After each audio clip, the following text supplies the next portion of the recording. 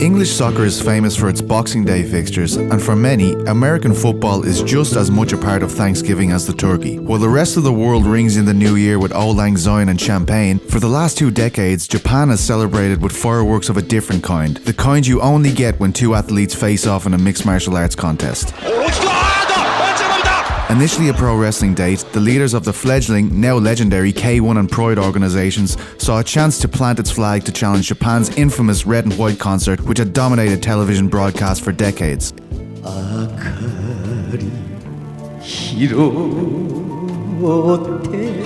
Ever since the first furious injection of MMA on New Year's Eve 2 decades ago, we've seen some of the wildest bouts in the history of combat sports contested on the last day of the year. Continuing the tradition, MMA fans got the chance to watch RIZIN 26 break in 2021 as Japanese superstar and former UFC flyweight title contender Kyoji Horiguchi exacted his revenge on rival Koi Asakura. But how did we end up with this yearly fixture in mixed martial arts? This is Pete Carroll for MMA On Point, and today I will be shedding some light on the rich, violent history of New Year's Eve MMA events in Japan.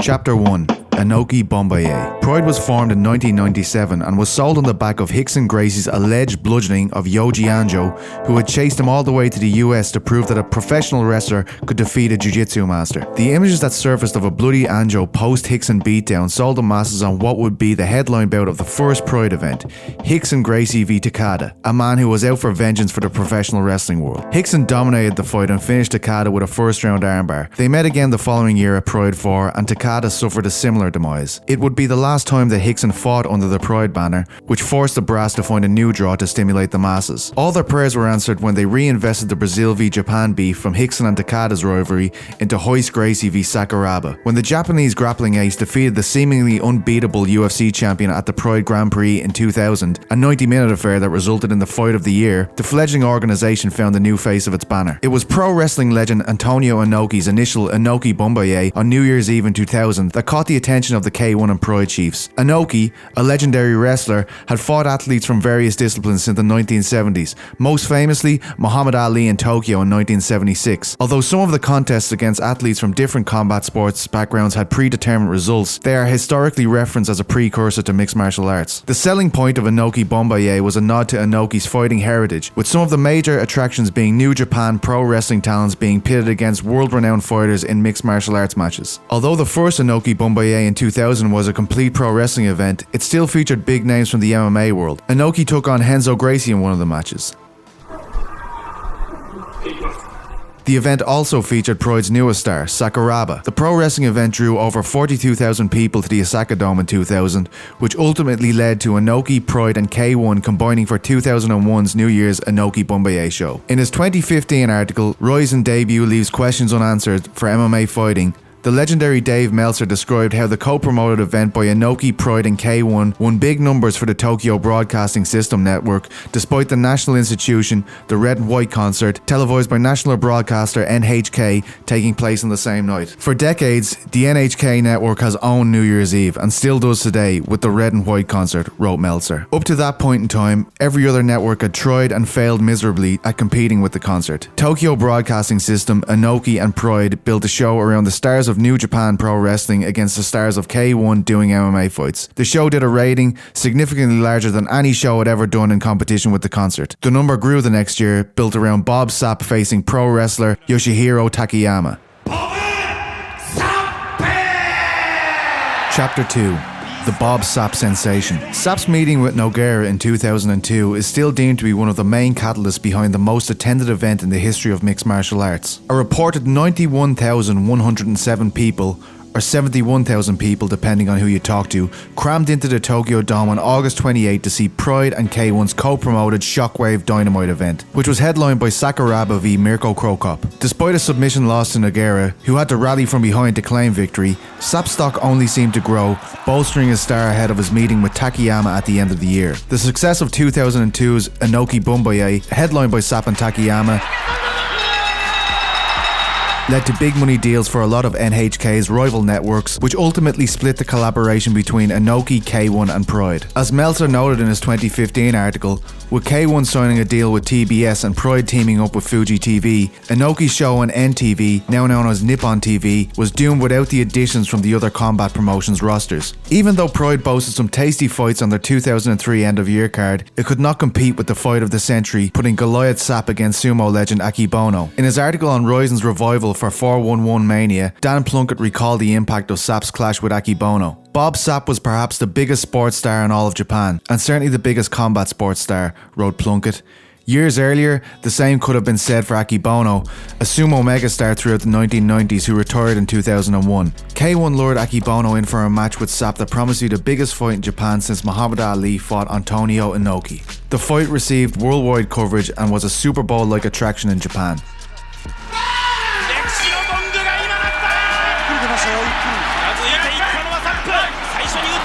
In 1 minute 55 seconds, Sapp KO'd AKEBONO under K1 rules in front of an audience of 54 million. The crowd's roar shook the arena as Sapp introduced AKEBONO to the canvas on 3 occasions. In between exchanges, the broadcast team bizarrely switched to a shot of AKEBONO's frazzled wife clutching the hands of his 2 infant children as Sapp continued to bear down on him.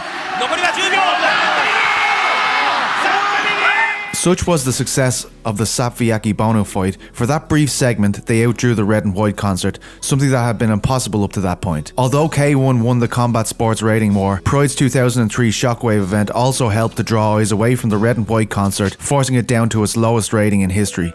I'd like to wish everyone here a very happy new year. This year, it's about overcoming big challenges. Chapter 3. The golden age of New Year's Eve cards. With Pride and K1 having great success in 2003, Pride's end-of-year Shockwave shows became an annual fixture at the Saitama Super Arena. K1 drew even larger crowds to the Osaka Dome with its New Year's Eve Dynamite cards. From 2004 to 2006, the shows drew a combined total of nearly 100,000 people to their end-of-year shows. Pride's second year-end Shockwave show boasted Fedor's trilogy fight with Big Nog, which saw the Russian defend his heavyweight title and win the Pride Heavyweight Grand Prix. A special attraction also came in the shape of Baz Rutten-chained Rulon Gardner. Rulon Gardner, ladies and gentlemen! The 2000 Olympic gold medalist took on Judo Olympic gold winner Yoshida, taking a decision win in the sole MMA outing. AKEBONO and Sapp are rolled out for K1's 2004 Dynamite show again, but this time the sumo icon took on Hoist Gracie, who submitted him with an omoplata. Sapp fought Jerome Le Bonheur to a draw in a mixed rules bout. Kid Yamamoto became the big attraction for 2005's Dynamite show when he faced off against another Japanese icon in Genki Sudo. Pride again turned to Yoshida for the Shockwave show in 2005, rekindling his judo rivalry with Naoya Ogawa. The purse of $2 million for both fighters made it one of the most expensive MMA fights of all time. In 2006, K1 boasted another Yamamoto bout and what turned out to be a retirement bout for Genki Sudo. The legendary fighter stunned the Osaka Dome by announcing he was hanging up his gloves. The big attraction for K1 that year was snaring Sakuraba away from Pride. Yet, his fight with Yoshihiro Akiyama left a bad taste in the mouth of all the fans. Sexyama's win would later be overturned as it was discovered he had greased himself up before fighting Saku.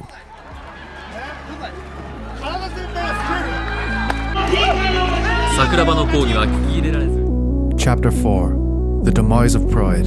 Sakuraba moving from Pride to K1 shocked the MMA world, but it may have been a sign of things to come, as 3 months after his ill-fated fight with Akiyama, the organisation was sold to the UFC. Despite drawing a huge crowd to the Saitama Super Arena, Pride's 2006 Shockwave show didn't even make it to TV after a Yakuza scandal linking the criminal organisation to the promotion's ownership saw the promotion's broadcasting deal scrapped. Miro Mijatovic, former manager of Pride legends Mirko Krokop and Fedor Emelianenko, is understood to have helped the Japanese authorities identify the accuser's links to Pride. In an interview with Spike TV's Dan Herbertson in 2012, Mijatovic described a constant power struggle between rival crews within the organisation. One of the guys pulled out his gun, put it on the table, and when I continued to push back, he picked the gun up and aimed it to my head and said, "You know what's going to happen." Mijatovic also described how signing Fedor Emelianenko to Inoki Bumbaye in 2003 led to death threats from the Yakuza. Much to my great surprise, Sakakibara and 4 Yakuza guys turn up to the Okura Hotel in Kobe. I was told I had to sign over my rights to Fyodor or I wasn't going to leave Corbett Light. The cancellation of Pride's TV deal is considered to be the final act in the New Year's Eve battle between K1 and Pride. The chief of the National Police Agency went to visit the president and the director of compliance at Fuji TV. Fuji TV pulled the plug, sent out the press release that very famously came out and cut all ties to Pride, which was justice for what they'd done to my life. 6 months after UFC acquired the brand, all of the promotion staff were laid off, which marked the end of the organisation. To this day, Pride is thought of as one of the most important promotions in the history of mixed martial arts.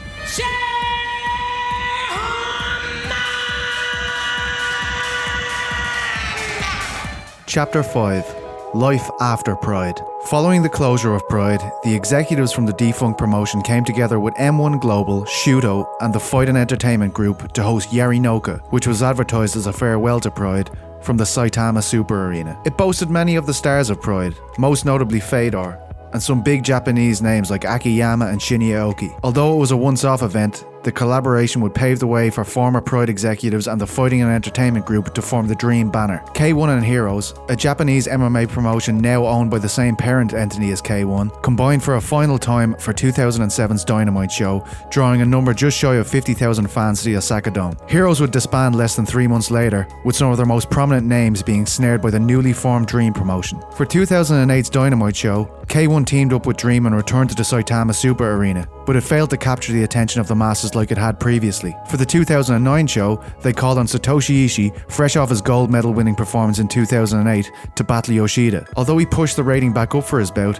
his largely striking-centred performance drew the ire of the media. 2010's Dynamite show fell flat in its face as well. And even when a new collaboration between K1, FEG, M1 Global and Inoki came together to pit Fedor against Ishii for 2011's Fight for Japan, the ratings were so bad that the New Year's Eve marquee was scrapped altogether. Like a phoenix rising from the ashes, Inoki returned with Inoki Boombaye in 2012, 2013, 2014 and 2015. Again, he called on some of the biggest names from the MMA world to collaborate with famed professional wrestlers. As well as some great fights, we got to see the elderly legend slap the shit out of a host of people, which is enough to fill anyone's heart with hope for a successful new year. Chapter 6.